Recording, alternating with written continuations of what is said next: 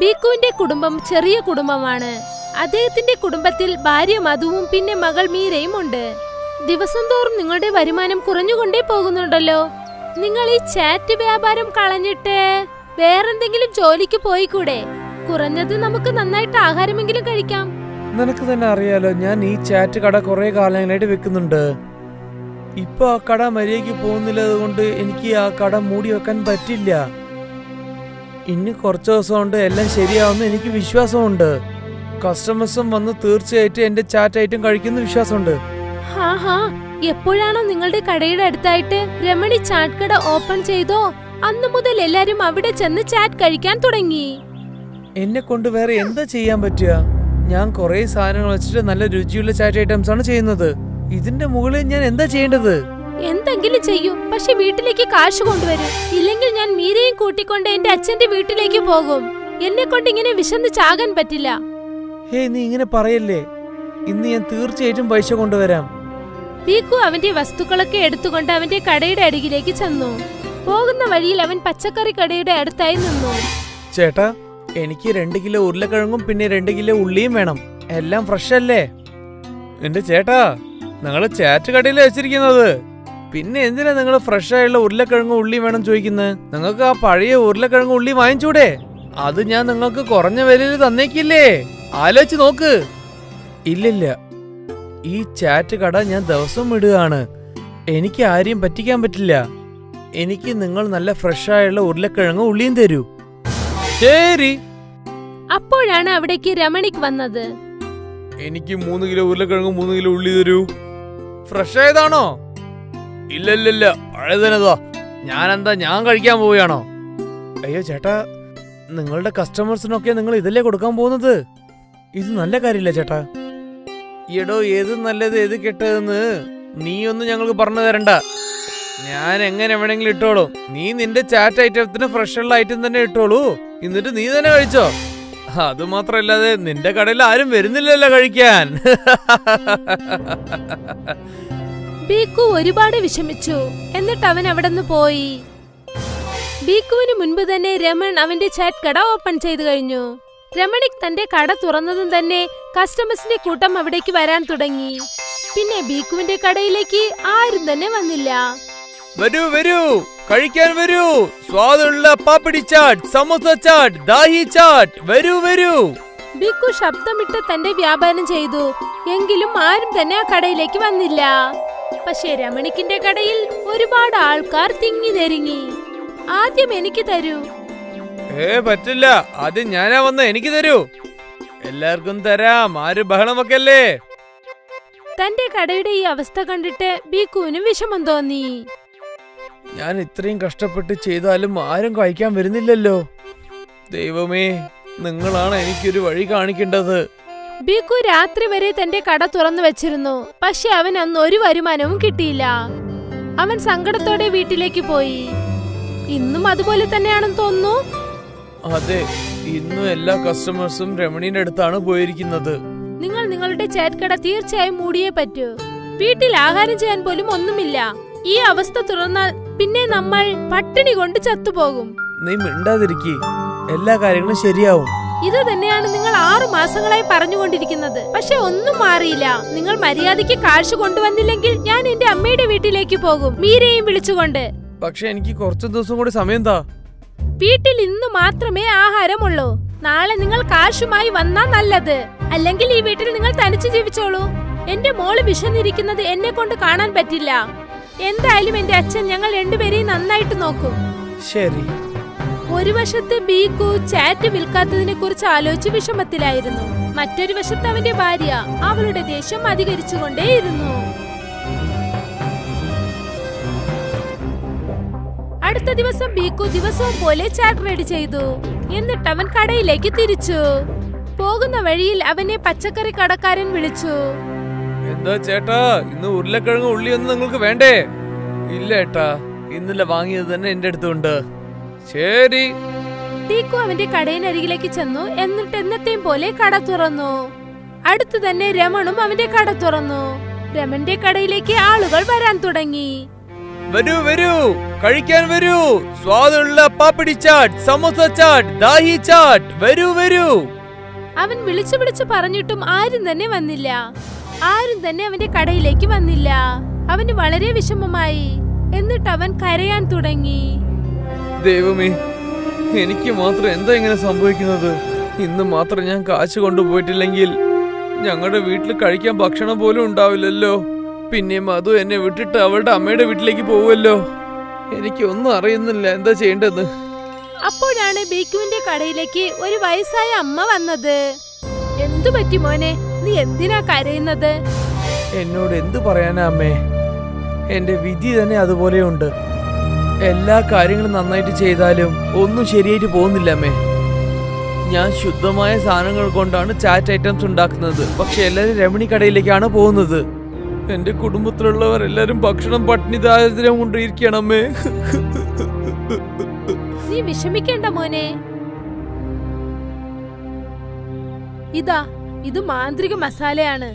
ഇത് നിന്റെ ചാറ്റിൽ നീ ചേർത്താൽ പിന്നെ ഒരുപാട് കസ്റ്റമേഴ്സ് ഇവിടേക്ക് വരും. പിന്നെ നിന്റെ എല്ലാ കഷ്ടവും ശരിയാകും മോനെ. വിഷമിക്കേണ്ട മോനെ. ബീക്കു ആ മസാല അവരുടെ കയ്യിൽ നിന്നും വാങ്ങിയതും തന്നെ ആ അമ്മ അവിടെ നിന്നും മാഞ്ഞുപോയി. ഇവരെവിടെ പോയി? അമ്മേ, അമ്മേ. ബീക്കു ആ അമ്മയെ എല്ലാ സ്ഥലത്തും തേടി നോക്കി, പക്ഷെ അവരെ എവിടെയും കണ്ടില്ല. ഈ അമ്മ ആരാണ്? അവരെവിടെയാണ് പോയത്? അപ്പോൾ ഈ മസാല ശരിക്കും മായ മസാലയാണോ? ബീക്കു ആ മസാല ഓപ്പൺ ചെയ്തു. എന്നിട്ട് അതിൽ നിന്നും കുറച്ച് മസാല തന്റെ ഉരുളക്കിഴങ്ങിലേക്ക് ആഡ് ചെയ്തു. അവൻ അങ്ങനെ ചെയ്തതും തന്നെ എല്ലാ കസ്റ്റമേഴ്സും അവന്റെ കടയിലേക്ക് വന്നു. എനിക്കൊരു ചാറ്റ് തരൂ. എനിക്കൊരു ആലു ചാട്ട്. എനിക്ക് എരിവുള്ള പപ്പടി ചാട്ട്. ഇപ്പൊ തന്നെ എടുത്തു തരാം. ബീക്കു എല്ലാവർക്കും ചാറ്റ് ചെയ്തു കൊടുക്കാൻ തുടങ്ങി. കസ്റ്റമേഴ്സ് ഒക്കെ അത് ഇൻട്രസ്റ്റോടെ കഴിച്ചു. ഒരു കസ്റ്റമർ പോയതും തന്നെ അടുത്ത കസ്റ്റമർ വന്നുകൊണ്ടേയിരുന്നു. ആദ്യമായിട്ടാണ് ബീക്കു ഇത്രയും കാശ് കാണുന്നത്. കുറച്ചു സമയത്തിനകം തന്നെ അവരുടെ ചാറ്റ്സ് ഒക്കെ കാലിയായി. ഇപ്പോൾ രമണിക്കിന്റെ കടയിൽ ആരും തന്നെ ഇല്ല. രമണി ദേഷ്യത്തോടെ ബിക്കുവിനെ നോക്കിക്കൊണ്ടിരുന്നു. ബീക്കു തന്റെ കട മൂടിയിട്ട് അവിടെ നിന്ന് വീട്ടിലേക്ക് പോയി. ഇതാ എന്റെ മക്കളെ, ഇത് തള്ള കാശ്. ഇത്രയും നിറയെ കാശോ? ഇതാ മോളെ നിനക്കുള്ള ചോക്ലേറ്റ്. അമ്മ ഇവിടെ നോക്കൂ, അച്ഛൻ എനിക്ക് വേണ്ടി ചോക്ലേറ്റ് വാങ്ങിക്കൊണ്ടുവന്നു. നല്ല അച്ഛൻ. ഇത്രയും കാശ് എവിടെ നിന്നാ കിട്ടിയത്? നമ്മുടെ കടയിലുണ്ടാക്കിയ കാശാണ്. ബീക്കു മധുവിനോട് ആ മാന്ത്രിക മസാലയെ കുറിച്ച് പറഞ്ഞു. വാവ്, ഇത് വളരെ നല്ല കാര്യമാണല്ലോ. എടി, ഇതിനു ശേഷം നമുക്ക് നല്ല കാലം പഴിച്ചു. ഇതിനു ശേഷം ഞാൻ വെറും കൈകൊണ്ട് വരാൻ പോകുന്നില്ല. ഒരുപക്ഷെ ആ മാന്ത്രിക മസാല കാലിയായി പോയാൽ? അതിന് എന്റെ അടുത്തൊരു വഴിയുണ്ട്. ബീക്കു ഒരു ചാക്ക് മസാല കൊണ്ടുവന്നു. എന്നിട്ട് അവൻ ആ മാന്ത്രിക മസാല ആ ചാക്കിലേക്ക് ഇട്ടു. അപ്പോൾ മുഴുവൻ മസാലയും മാന്ത്രികയുള്ളതായി. ദൈവമേ, ഇപ്പൊ ഈ മൊത്തം മസാലയും മാജിക് മസാലയാണ്. ഇതേപോലെ എപ്പോഴും നമുക്ക് മായ മസാല കൊണ്ട് ഭക്ഷണം ഉണ്ടാക്കാം. അപ്പോൾ ദിവസവും ഇത്രയും കാശ് നമുക്ക് കിട്ടുമോ? അടുത്ത ദിവസം മുതൽ ബീക്കു വളരെ സന്തോഷത്തോടെ തന്റെ കട തുറന്നു. എന്തുകൊണ്ടെന്നാൽ കട തുറന്ന ഉടൻ തന്നെ അവന്റെ കടയിലേക്ക് കസ്റ്റമേഴ്സ് വരും. ബീക്കു വളരെ സന്തോഷവാനായിരുന്നു. കുറച്ചു ദിവസങ്ങൾക്ക് ശേഷം രമണിക്ക് അവന്റെ കട മൂടി. ഇപ്പോൾ ആ ഏരിയയിൽ ബിക്കുവിന്റെ കട മാത്രമേ ഉള്ളൂ. എപ്പോഴും കസ്റ്റമേഴ്സിന്റെ കൂട്ടം ഉണ്ടായിരുന്നു. ഇതെല്ലാം തന്നെ ആ മാന്ത്രിക ചാറ്റ് മസാല കാരണമാണ് നടന്നത്. ചനാസോർഗരം ചനാസോർഗരം ചനാസോർഗരം. ബുന്ദേല മാർക്കറ്റിൽ ഈ ഒരു ശബ്ദം കേട്ടതും ജനങ്ങൾ ഹരിയാലയുടെ അടുത്തേക്ക് വരാൻ തുടങ്ങും. ആരൊക്കെ അവന്റെ ചന്ന മസാല കഴിക്കുന്നു അവർക്ക് അഭിനന്ദിക്കാതിരിക്കാൻ കഴിയുകയില്ല. ഹോ, ഈ ചനാസോർഗരം എന്ത് രുചിയുള്ളതാണ്. ചേട്ടാ, ഇതിനേക്കാൾ നല്ല ചന്ന മസാല വേറെ എവിടെയും കിട്ടില്ല. അയ്യോ ചേട്ടാ, നിങ്ങൾ ഇതിൽ എന്താ ഇടുന്നത്? അയ്യോ ചേട്ടാ, നമ്മളുടെ സ്പെഷ്യാലിറ്റി തന്നെ ആ മസാലയാ. ആ മസാലയാണ് ഇതിന് ടേസ്റ്റ് കൊടുക്കുന്നത്. ഓ, കൊള്ളാം കൊള്ളാം. എനിക്ക് 20 രൂപയ്ക്ക് കുറച്ചുകൂടി തരൂ. ഞാനിത് കൊണ്ടുപോയി എൻ്റെ കുട്ടികൾക്കും കുറച്ച് കൊടുക്കട്ടെ. ഹാ ഹാ, ശരി ചേട്ടാ, ശരി. ഹരിയാദിലെ പോകുന്നവർക്ക് ചന്ന മസാല വിറ്റുകൊണ്ടിരിക്കും. പിന്നെ ഇതുകൊണ്ട് അദ്ദേഹത്തിന് നല്ല വരുമാനവും കിട്ടിക്കൊണ്ടിരുന്നു. സന്ദീപ് ഹരിയായെ ദിവസവും കണ്ട് ദിവസവും തന്റെ മനസ്സിൽ ചിന്തിച്ചു കൊണ്ടേയിരിക്കും. ഈ ഹരിയുടെ കയ്യിൽ വണ്ടിയുമില്ല, കടയുമില്ല, എന്നിട്ടും സമ്പാദിക്കുന്നു. എന്നാൽ നമ്മൾ ഒരു കടയുമിട്ട് വെറുതെ ഇരിക്കുകയാണ്. എന്നിട്ട് പോലും ഒരു കസ്റ്റമേഴ്സും വരുന്നില്ല. ബുന്ദേലയിൽ ഇരിക്കുന്നവർക്ക് ചന്നാ മസാലയാണ് ഒരുപാട് ഇഷ്ടമെന്ന് തോന്നുന്നു. ആ, അത് ശരിയാണ്. അപ്പൊ നിങ്ങൾക്കും ചന്നാ മസാല വിറ്റുകൂടെ? ആ, ഞാനും അതിനെക്കുറിച്ചാ ചിന്തിച്ചത്. നാളെ തന്നെ ചെനാസോറ് കരവും പിന്നെ മസാലയും കൊണ്ടുവരണം. അത് കഴിഞ്ഞ് ഞാൻ നോക്കിക്കോളാം ആ ഹരിയ എങ്ങനെ സമ്പാദിക്കുന്നെന്ന്. ചന്നാ മസാല വിൽക്കുന്നത് വളരെ എളുപ്പമായിരിക്കുമെന്ന് സന്ദീപും അവന്റെ ഭാര്യയും വിചാരിച്ചു. അടുത്ത ദിവസം സന്ദീപ് അവന്റെ പൊരിക്കടയിൽ ചന്നാ മസാലയെ വിൽക്കാനായി വച്ചു. പിന്നെ പുറത്ത് ചന്നാ മസാലയുടെ ബോർഡും വച്ചു. ആ ബോർഡ് കണ്ട ഒരു സ്ത്രീ അവന്റെ കടയിലേക്ക് വന്നു. ആഹാ ചേട്ടാ, നിങ്ങള് ചന്നാ മസാല വിൽക്കാൻ തുടങ്ങിയോ? ആ, അതെ ചേച്ചി, ഞാൻ നിങ്ങൾക്ക് കുറച്ച് തരട്ടെ? ആഹാ, ചെയ്തു തരൂ. ഇന്ന് നിങ്ങൾ ഉണ്ടാക്കിയത് ഞാൻ രുചിച്ചു നോക്കട്ടെ. ഹരിയ ചേട്ടൻ ഉണ്ടാക്കുന്ന പോലെ അത്ര നന്നായിട്ടില്ല.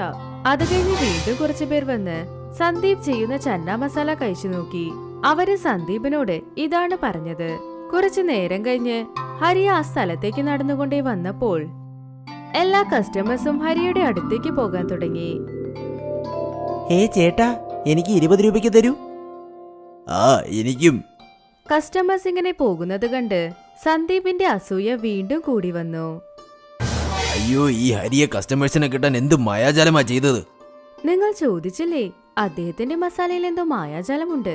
പിന്നെ ഇത് ഞാൻ കേട്ടു, ആ മസാല അദ്ദേഹത്തിന്റെ പൂർവികരുടെ മസാലയാണെന്ന്. അദ്ദേഹത്തിന്റെ അച്ഛൻ അപ്പൂപ്പൻ കാലത്ത് ഇത് പറഞ്ഞിട്ട് പോയതാണെന്ന്.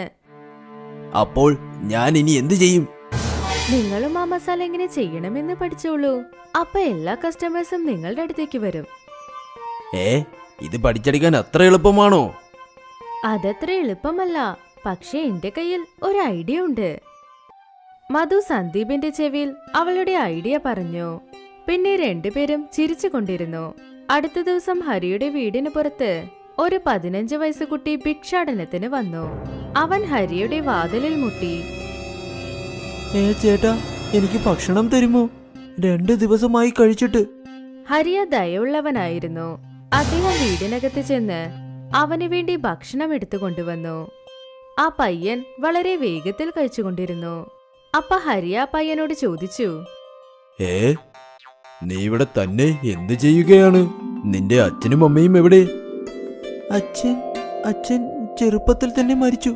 അതിനുശേഷം അമ്മ മരിച്ച് 2 മാസമായി. അന്ന് മുതൽ ഞാനൊരു ജോലിക്ക് വേണ്ടി അലഞ്ഞു തിരികെയാ.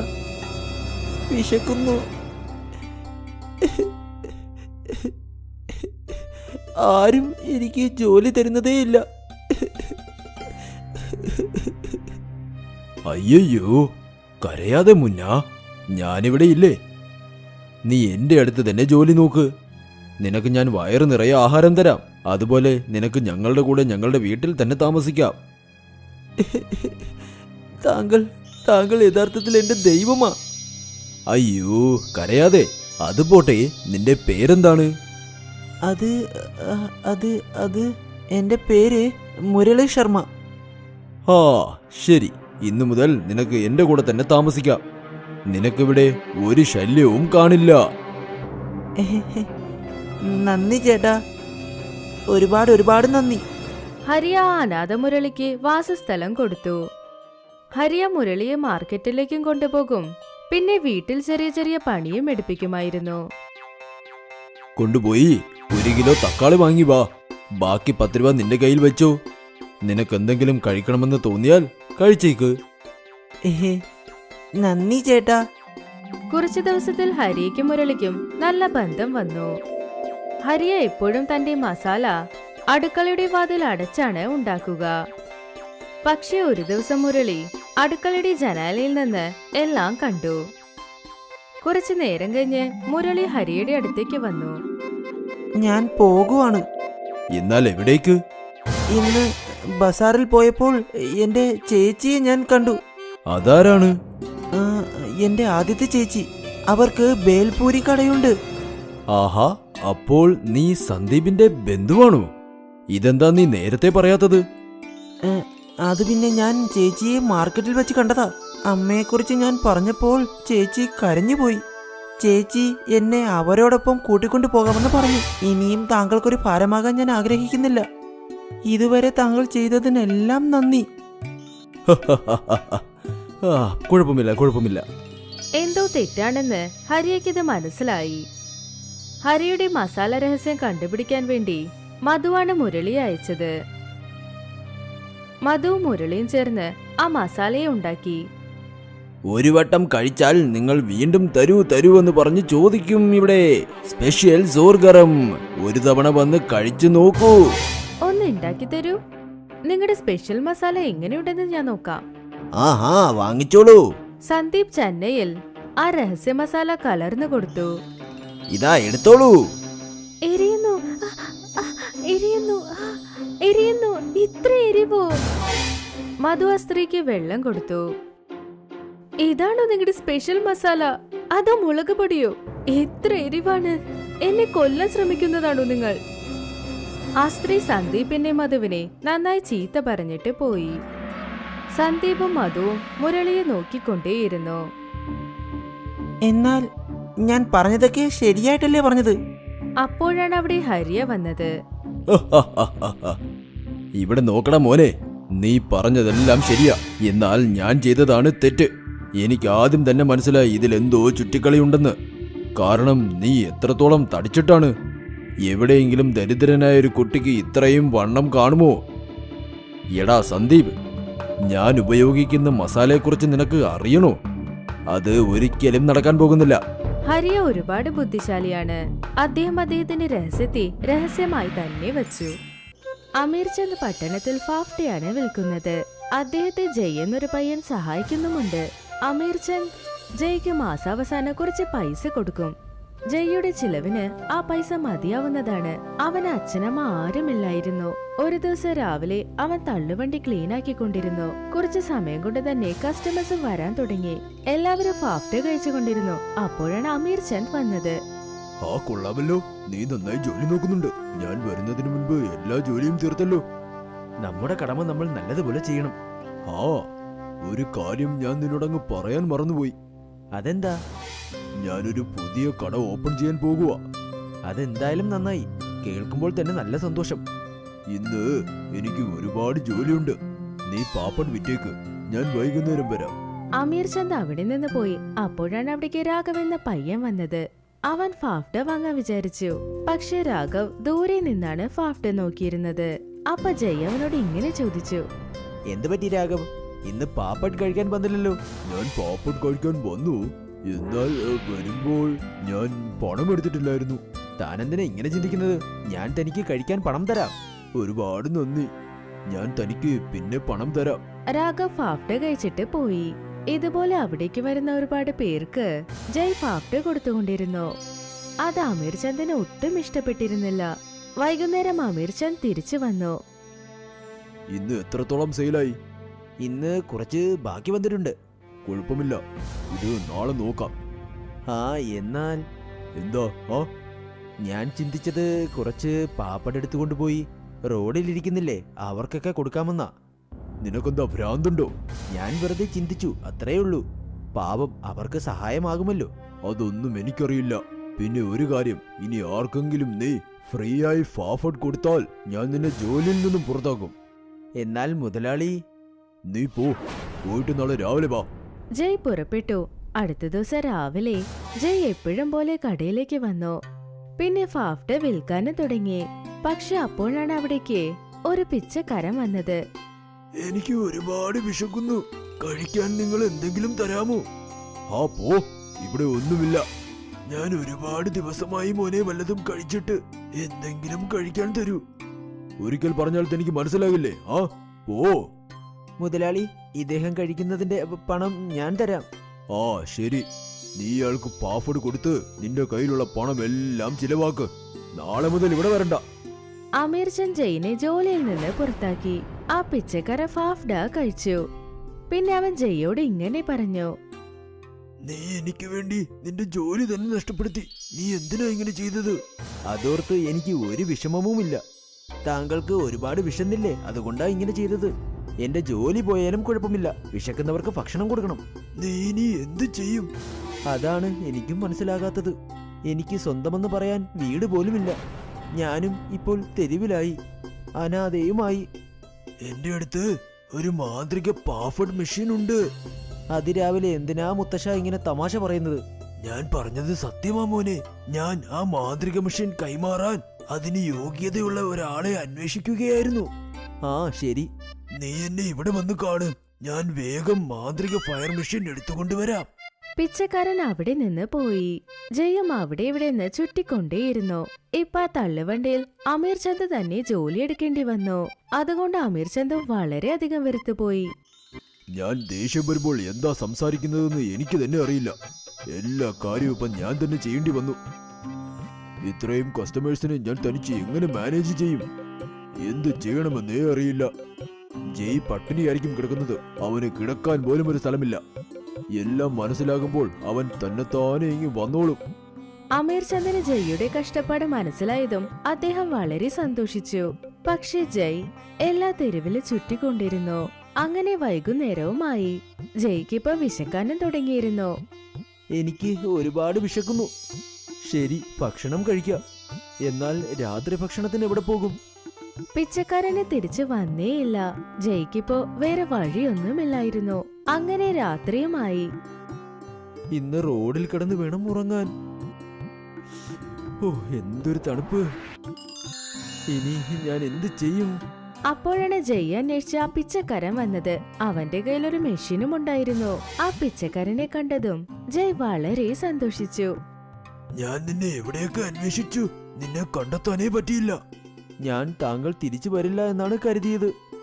അതുകൊണ്ട് ഞാൻ അവിടെ നിന്നും ഇങ്ങി വന്നു. ഇത് മാന്ത്രിക പാഫ്ഡ ഫയർ മെഷീനാ. ഇതുപയോഗിച്ച് നിനക്ക് പാഫ്ഡ ഉണ്ടാക്കാം. ഇത് ഞാൻ എങ്ങനെ ഉപയോഗിക്കും? അതിന് നിന്റെ സുഹൃത്ത് രാഘവ് വരും.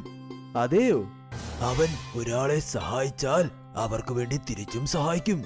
അതേസമയം രാഘവും അവിടേക്ക് വന്നു. രാഘവ് ഒരു തള്ളുവണ്ടിയിൽ എന്തൊക്കെയോ സാധനം കൊണ്ട് വന്നിരുന്നു. ഇതൊക്കെ എന്താ? നീ വളരെ നന്നായി പാഫ്ഡ ഉണ്ടാക്കുന്നു. നിനക്കിപ്പോൾ വേണമെങ്കിൽ നിന്റെ കട തുറക്കാം. എന്താ, സത്യമായിട്ടും? അതെ, ഈ മെഷീൻ നിന്നെ ഉറപ്പായും സഹായിക്കും. പിച്ചക്കാരൻ ആ മെഷീനെ ഉപയോഗിച്ച് കാണിച്ചു.